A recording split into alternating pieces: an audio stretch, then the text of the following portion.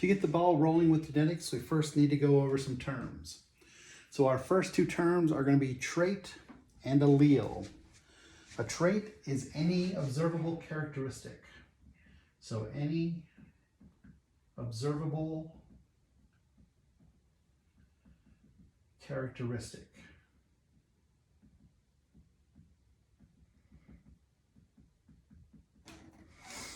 This could be something like hair color. That is an observable characteristic. It could be your eye color.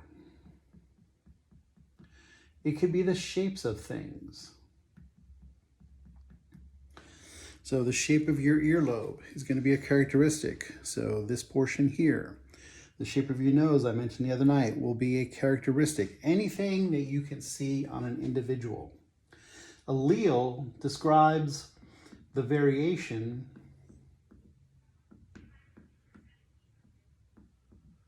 traits can take.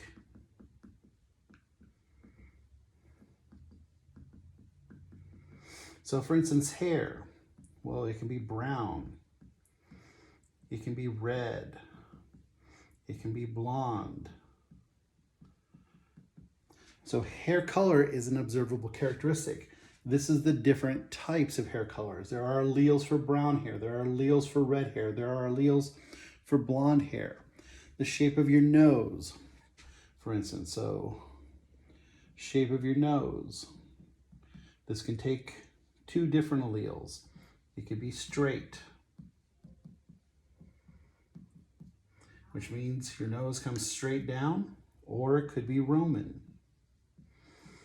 This is where there's a bit of a bridge, and then it comes down. So a straight nose, no bridge, just your regular nose, or what I call predominantly nose, or you could have a Roman nose, where you have a bridge coming out and coming down. So any characteristic, the forms or the variation within that characteristic. All right, two new terms. Phenotype and genotype.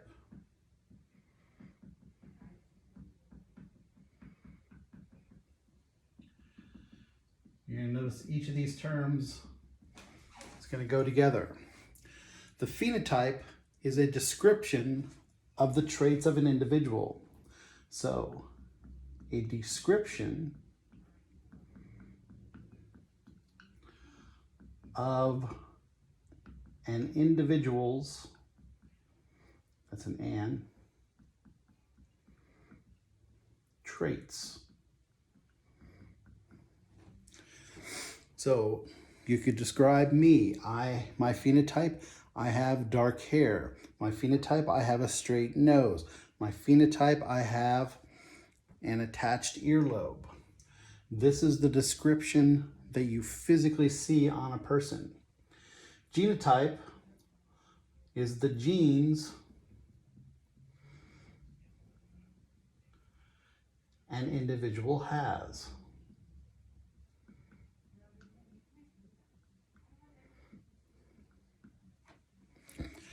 These are the genes that are found on the chromosomes.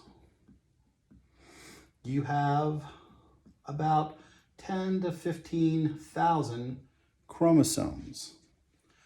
So there's a gene for the nose shape. That would be the genotype. There's a gene for the hair type. That would be a gene, a physical piece of the DNA that has the instructions for making that particular characteristic. We've talked about these two terms already. We have the terms haploid and diploid. Diploid organisms have two genes for each trait.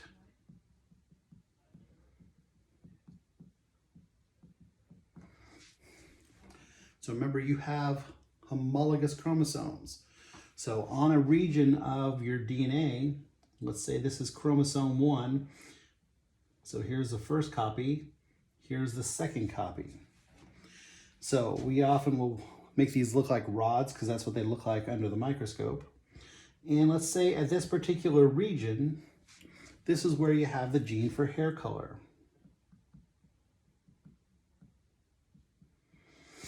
Now, if a person has two of the same copies, let's say they have a gene for brown hair on this chromosome, and they have the gene for brown hair on this chromosome, then they are said to be homozygous.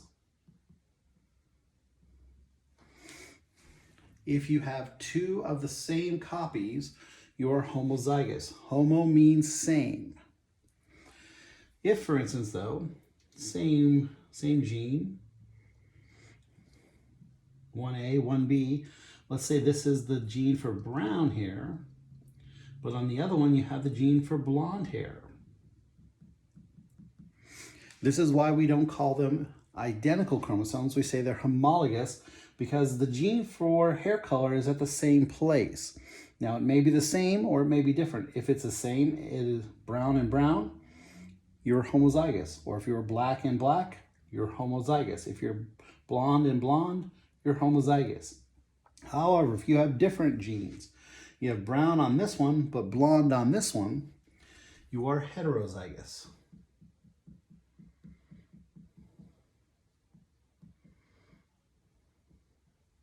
Hetero means different. So phenotype is a description. Genotype is talking about the actual genes on the chromosomes. Those genes can be the same on your homologous chromosomes. You are homozygous. If they are different, it is heterozygous. And then we have two more terms. We have dominant and recessive. So when we talk about alleles, the variations, they can either be dominant alleles or they can be recessive alleles. If an allele is dominant, it will always be expressed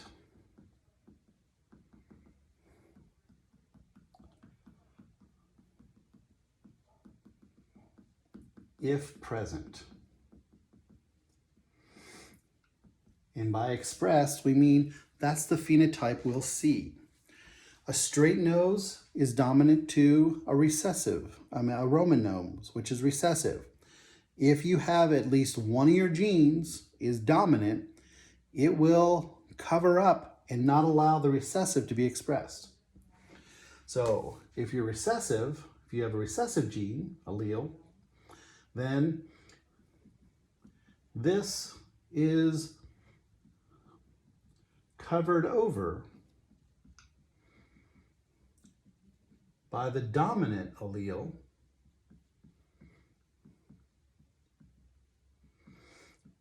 unless all you have are recessive alleles.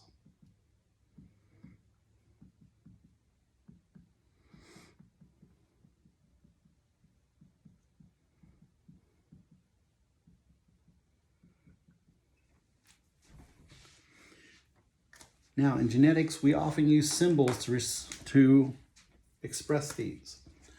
Dominant alleles will be given a capital letter, and recessive alleles will be given a lowercase of the same letter. So there are three different ways that you could have your chromosomes. You could be homozygous dominant.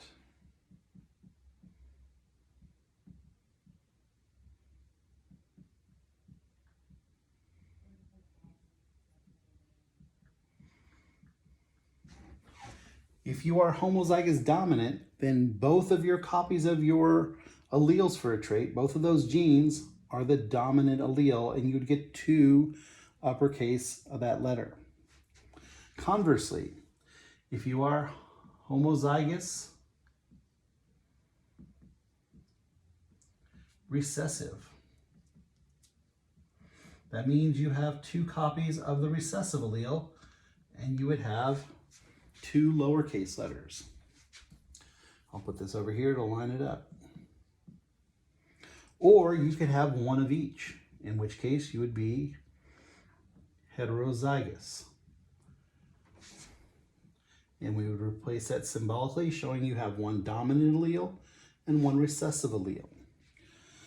So these are your genotypes: homozygous dominant, heterozygous, homozygous recessive. Your phenotype is going to be determined by this. Since you have at least one dominant allele, it's present, so it will be expressed. This individual will have the dominant phenotype. Once again, the dominant allele is present. If it is expressed and it covers over the recessive. This individual will also have the dominant phenotype. This is why we say the dominant, when present, will cover over and be expressed. It will cover over that recessive. The only way you have a recessive phenotype is when you have two recessive alleles. This individual will have a recessive phenotype. So those are the terms you need to know to do genetics.